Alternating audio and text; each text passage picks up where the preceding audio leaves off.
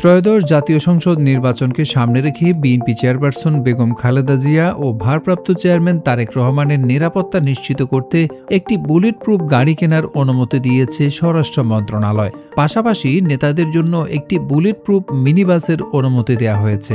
দেশের প্রথম সারির গণমাধ্যমের প্রতিবেদনে এমন তথ্য উঠে আসে। ওই প্রতিবেদনে আরও উঠে আসে, মন্ত্রণালয় সূত্রে জানা যায়, চলতি বছরের জুন মাসের প্রথম একটি বুলেট প্রুফ গাড়ি কেনার অনুমতি দেওয়া হয়। এরপর অক্টোবরের প্রথম দিকে অনুমোদন দেওয়া হয়েছে আরও একটি বুলেট প্রুফ বাস কেনার। বিএনপি সূত্রে জানা যায়, গাড়িগুলো জাপান থেকে কেনার জন্য আলোচনা চলছে। বিএনপির নিরাপত্তা উপদেষ্টা মেজর জেনারেল অবসরপ্রাপ্ত ফজলে এলাহি আকবর বলেছেন, নির্বাচনের সময় খালেদা জিয়া ও তারেক রহমান সারা দেশে প্রচারে যাবেন, মানুষের সঙ্গে সরাসরি যোগাযোগ করবেন। এই সময়ে তাদের সর্বোচ্চ নিরাপত্তা নিশ্চিত করতেই বুলেট প্রুফ গাড়ি কেনা হচ্ছে।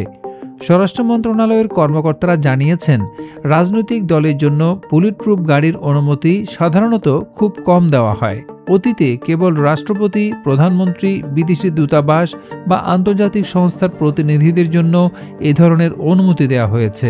Bangladesh recondition vehicles importers and dealers association বারবিঢা সূত্রে জানা গেছে, জাপান, কানাডা ও জার্মানি সাধারণত বুলেট প্রুফ গাড়ি তৈরি করে।